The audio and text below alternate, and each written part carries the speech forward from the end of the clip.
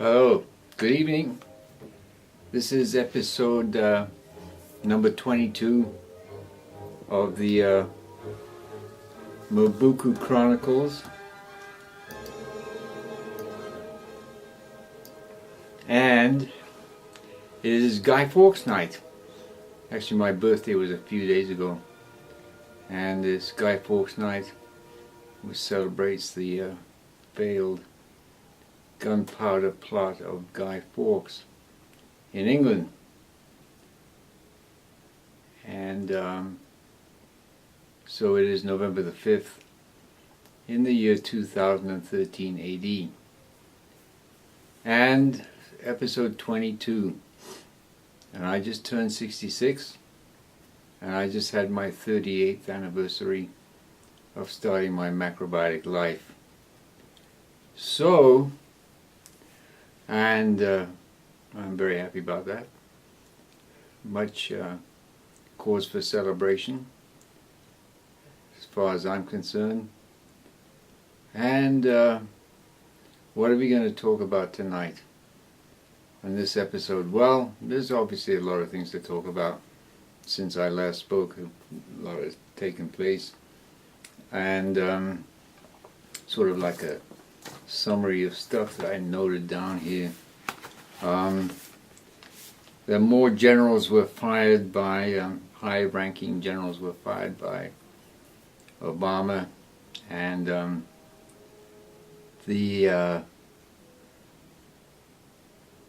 was referred to as a purging of the military in the story that I read. To what end is unknown. But I think it plays into what I mentioned earlier in previous episodes that, our last episode about the white hats and the black hats in the military. So it would appear to me, just conjecture, that some of the black hats some of the white hats were removed from their positions. That's what I think. And no doubt more will come to light as time goes on. There'll be more Snowden revelations, including the pretty much spying on everybody, including Merkel, the Chancellor of Germany, and the Vatican, and this and that, it goes on and on. So it's like one never-ending snafu after another, as far as the National Security Agency goes. And one of the most moronic statements I ever read the other day was by some high-ranking committee congressperson. I don't know who the heck it was. And it doesn't matter, but it pretty much sums up the moronic nature of these people. He said, you cannot be having your privacy invaded if you don't know your privacy is being invaded. He said that. What? So, and of course the U.S. government shut down. Kind of two sides to that story that I know of anyway. One, it was all, planned and well managed by the ruling elite, criminal ruling elite, in order to give the appearance that there's actually a difference between the Republicans and the Democrats, which is so farcical it's not even funny. And it was all, well managed. And there was no chance at all that it was actually going to be of any serious consequence. But on the other hand, Jim Willey suggests that the Chinese government arranged it, and they made some phone calls and said a few things about, the fact that the Chinese government holds, well over $2.3 trillion worth of U.S. government treasuries. And they said, well, I think we might be thinking about selling these. Yeah, and of course if that happened, then of course the bond market would totally implode, interest rates would skyrocket, and it would be game over as far as the economy is concerned. In fact, they may be planning to do that anyway, because last week. A high-ranking member of the Chinese government stated that we should de-Americanize the world, and I think they plan on doing that. And this weapon that they have of the massive holdings of U.S. treasuries is probably what they're going to use, and they're pretty much, they might even be ready to implement that any day.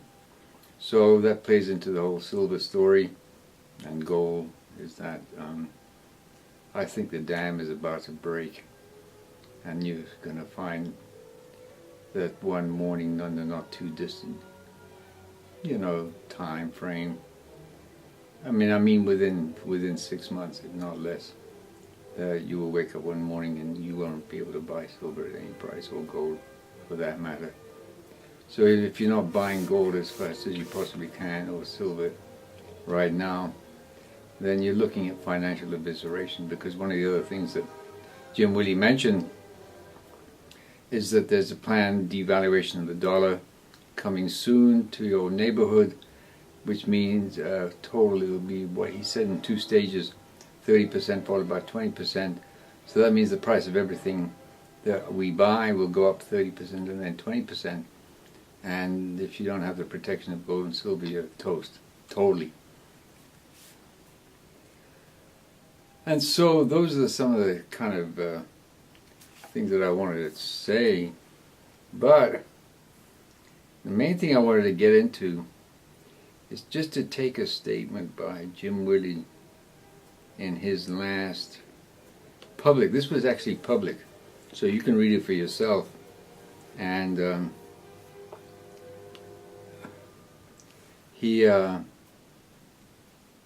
it's on a website called Silver Doctors. So just go to silverdoctors.com, and you'll find it there. On the right hand side of the page, there's a list of contributors to that site, and with all their archive stuff there. So just go to Jim Willie on that list of people and click on it, and it'll bring up his latest one, which came out 1st of November. And it's very harrowing material, not for the weak of heart or stomach. But this is what I want to take issue with him. Many people, okay, the whole statement I'm going to read first, then I'll tell you which part of it I take issue with. Many people are losing faith in the U.S. institutions, leadership, and apparatus to govern. Unfortunately, the true picture is overwhelmed by treason, which has become the norm nowadays in the U.S. government held managed by Wall Street. Opposition to treason is defined as terrorism and sedition, punishable by accidental death, child pornography, smears, and no-fly list entries. The jackass never understood why the Praetorian Guard never stepped in to save Rome from its leaders. Today, the Pentagon or CIA does not step in, since they have been corrupted by the lustful power of war and the lure of narcotics. The U.S. Congress does not step in, since corrupted by bribery and threats of the war chest and narco trust fund. The cancer in the United States is as much from contaminated money, corrupted banks, and wrecked retired capital as it is from the deep penetration of narcotics. The U.S. military brass, the defense contractors, the devious allies, the Wall Street syndicate bosses, the Basel syndicate lords, Basel meaning the Bank of International Settlements, and the security agents are incredibly devoted to and integrated with their narcotics business. It has been developed into a vertically integrated business in service to the syndicate, directed towards the goal of global totalitarianism. It is the black demonic blood that circulates and secures power. Well, that's only the symptom of the facts.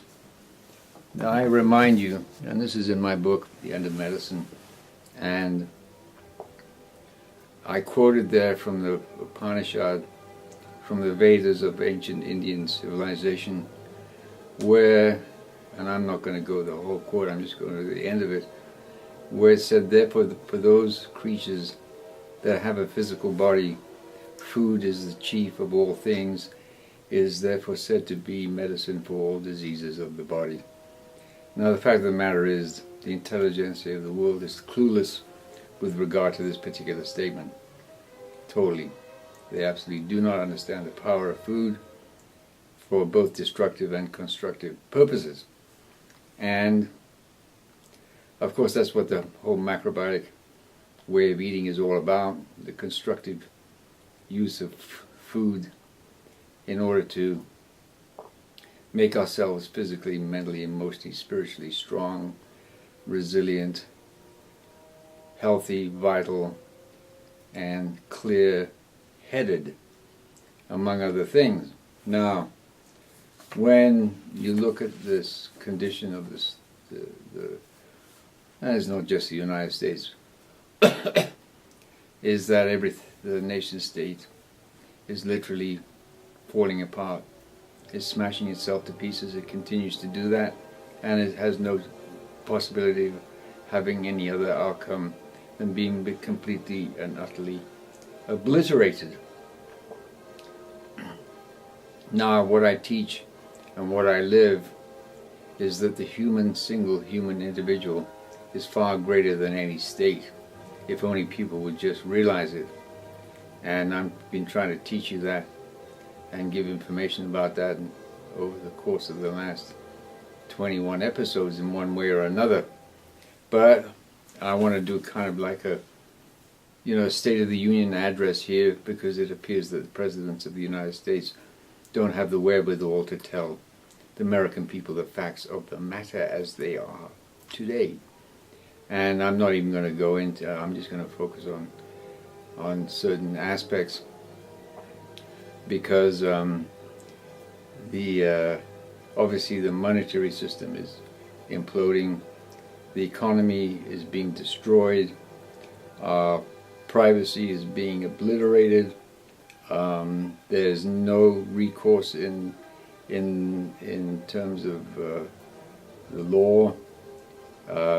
Only the people above the law control everything, and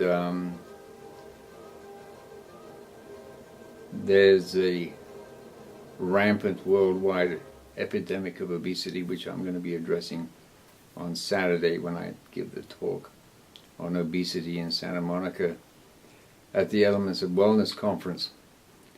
And it really is a worldwide epidemic from all the researches that I've done. But this, I'm just going to read you a list of, okay, this is the state of the world, or shall we say the United States, actually, because most of these facts come from the United States. But I just want to open up my discussion, my dissertation tonight with an opening quote from Jim Willie's last newsletter, which came out in the middle of October. And let me just access. It's a private thing, so you have to subscribe. So I have to put in my. All right. This is from the 16th of October, I think. Let's see if it's the one I'm looking for. Okay, so this was, of course, took place. This newsletter came out about the same time that the government shutdown charade was taking place. And this is an anonymous quote that he has here at the beginning of his first report. In order to honor the fallen soldiers who were not to receive death benefits from the U.S. government shutdown, Hagel announced that the families can keep the 100 pounds of heroin in each soldier's coffin that returns home. Now that is what we call $1 million wound. So that was, because this is well known, at least to Jim Willie it is, and of course since I get his newsletter I know about it, is that an Afghani